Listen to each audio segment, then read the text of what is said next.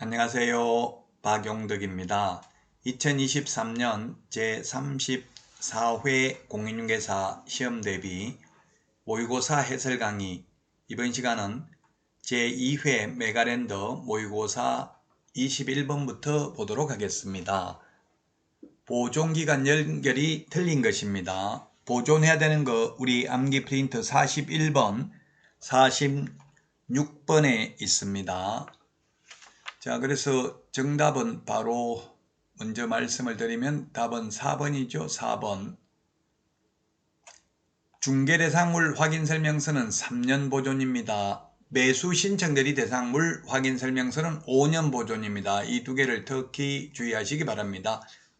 매수 신청대리 관련 서류는 모두 5년입니다. 매수 신청대리 관련 서류 모두 5년이고요. 공인중개사법에서는 계약서 5년이고요. 그 다음에 전속중개계약서, 중개상물 확인설명서는 3년 보존입니다. 그래서 4번이 정답이 되겠고요. 자, 다음은 22번 문제 보도록 하겠습니다. 토지거래 허가구역 이용의무기간 옳은 것인데요. 이용의무기간 옳은 것이 되겠는데, 자, 첫 번째 주택용지. 주택용지는 5년이 아니고 2년이죠. 2년.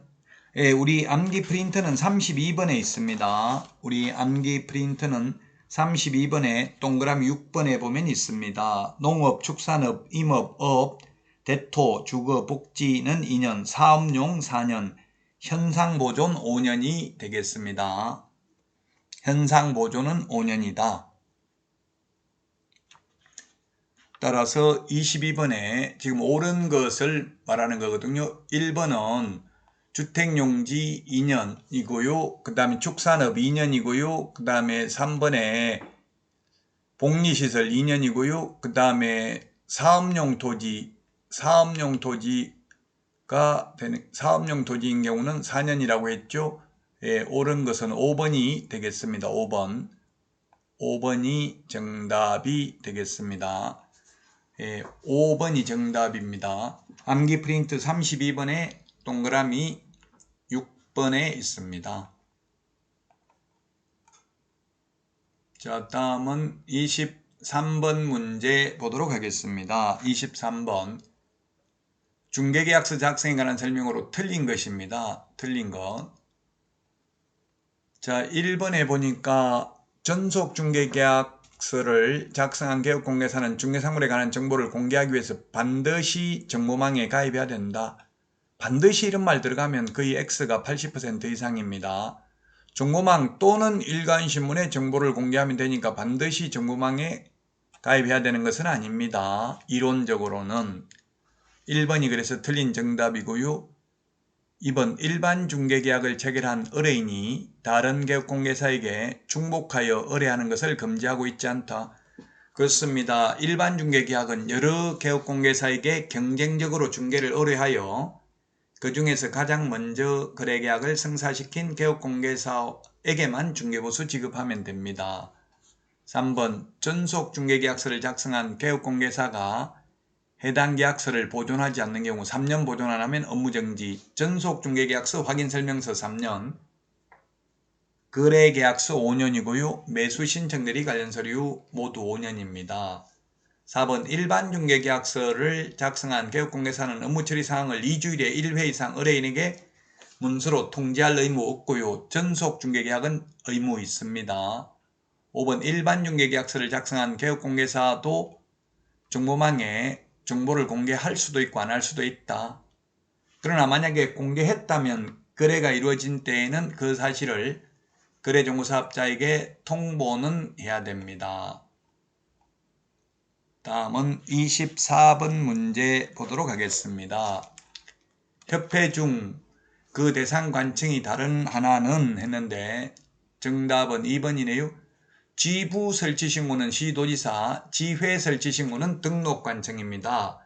그 외에 전부 국토부 장관이고요. 다만 국토부 장관의 요청이 있는 경우 금융감독원장은 협회 공제사업에 대해서 검사할 수 있습니다.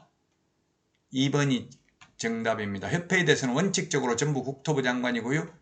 협회에 대한 행정처분 없고 협회는 위반해도 오직 500만원 이하의 과태료만 받을 뿐입니다.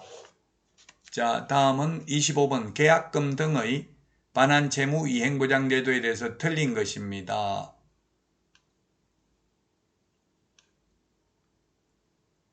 (1번을) 보도록 하겠습니다. 개업공개사는 거래의 안전을 보장하기 위하여 필요하다고 인정하는 경우 거래계약의 이행이 완료될 때까지입니다. 성립할 때까지 아니고 계약금, 중도금 또는 잔금, 이것을 계약금 등이라고 하죠. 계약금 등을 예치명의자 명의로 금융기관 등에 예치하도록 권고할 수 있다. 하여야 하는 게 아니고요. 할 수 있습니다. 자, 그 다음에 2번 개업공개사는 계약금 등을 자기 명의로 예치하는 경우에는 자기 소유의 예치금과 분리하여 관리하여야 하며 예치된 계약금 등을 거래 당사자의 동의 없이 인출하여서는 아니 된다. 당연하죠. 3번 개업공개사는 계약금 등을 자기 명의로 예치하는 경우 해당 계약금 등을 거래 당사자에게 지급할 것을 보장하는 보정을 설정하여야 한다. 개업공개사가 찾아가 버릴 수도 있기 때문에 그렇습니다. 4번 3의 지급 보정을 위해서는 보정보험 또는 공제가입하거나 공탁을 하여야 하며 거래 당사자에게 관계증서 사본을 교부하거나 관계증서에 관한 전자문서를 제공해야 되고요. 5번 계약금 등을 예치한 경우 매도인, 임대인 등 계약금 등을 수령할 권리가 있는 자가 해당 계약을 해제한 때에 계약금 등의 반환을 보장하는 내용의 보증서를 예치기관에 교부하고 계약금 등을 미리 수령할 수 있다 했는데 예치기관에 교부하는 게 아니라 예치명의자에게 교부합니다. 예치명의자에게. 예치기관 X입니다. 예치명의자에게 교부를 하고 미리 수령할 수 있습니다. 따라서 정답은 5번이 되겠습니다. 5번 예치명의자에게 교부를 합니다.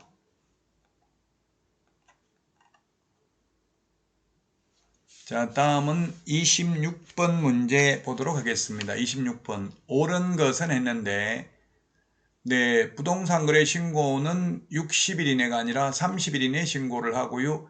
건축물이 하나는 게 아니라 입주권, 분양권도 신고를 해야 되고요. 3번이 정답이네요. 신고하고 신고 필증 받으면 계약서 검인받은 것으로 보고요. 토지거래 허가받아도 계약서 검인받은 것으로 보죠. 계약서 원본 제출하는 방법은 안 됩니다. 주택임대차 신고는 전입신고하면서 계약서 원본 제출해도 되죠. 자, 그 다음에 5번 신고를 거짓으로 한 자에게는 100분 5에 해당하는 벌금이 아니고 과태료가 부과될 수 있습니다. 벌금 X가 되겠습니다. 자, 다음은 27번입니다. 27번 외국인 등이 30일 이내에 신고해야 되는 것은 했는데 외국인 특례는 60일이죠. 60일. 근데 특례는 매매계약은 특례가 적용되지 않습니다. 매매는 외국인이든 우리나라 사람이든 모두 30일 이내에 신고를 해야 됩니다. 다만 교환계약이나 승여계약은 우리나라 사람은 신고 안 하는데 외국인은 60일 이내에 해야 되고요. 자, 그 다음에 1번 상속은 6개월 이내, 계약 이외의 원인 6개월 이내고요. 그 다음에 임목, 공장재단, 광업재단은 신고 대상 아니고요. 교환계약도 60일 이내입니다. 교환계약이나 승여계약은 60일 이내에 신고하면 됩니다. 우리나라 사람은 신고 안 하죠? 경매 6개월 이내에 신고해야 됩니다. 외국인 특례인데 매매는 특례가 적용되지 않습니다. 매매는 우리나라 사람이든 외국인이든 모두 30일 이내에 신고를 해야 됩니다. 자, 다음은 28번입니다. 금지행위 행정형벌이 다른 것은 했는데 우리 암기 프린터 11번 매무수거 관직상투가 있죠. 매무수거 1년 이하의 징역이나 1000만원 이하의 벌금입니다. 매매를 업으로 하는 것. 그 다음에 중개보수 초과 1년에 1000만원. 거짓된 은행, 그 밖에 의뢰인의 판단을 거르치게 하는 행위, 무등록 중개업자와 협력하는 행위 1년에 1000만원이고요. 2번 분양 관련 증서 매매를 업으로 하거나 중개하면 3년 이하의 징역이나 3천만원 이하의 벌금이 되겠습니다. 중개보수에 대해서 옳은 것입니다. 29번 중개보수에 대해서 옳은 것. 기억, 중개보수는 원칙적으로 의뢰인 쌍방으로부터 각각 받을 수 있다. 그리고 실비는 보수와 별도로 실제 들어간 돈 받을 수 있습니다. 자, 그 다음에 니은, 주택의 소재지와 중개사무소 소재지가 다른 경우에는 주택 소재지가 아니라 사무소 소재지입니다. 사무소 소재지. 주택 소재지가 아니라 사무소 소재지 시도조례가 정하는 보수를 받습니다. 사무소 기준입니다. 그래서 니은 틀렸고요. 그 다음에 디귿, 교환계약의 경우 거래 금액이 큰 걸 기준으로 하고요. 그 다음에 리얼, 동일 세 번 들어가면 집 팔고 그 자리에 세입자를 눌러서 하는 경우에는 매매계약, 임대차계약이 동시에 이루어지지만 동일 세 번 들어가는데 매매에 대한 거래 금액만을 적용합니다. 그래서 정답은 3번이 되겠습니다. 옳은 것 3번이 정답이 되겠습니다. 자, 다음은 30분 문제입니다.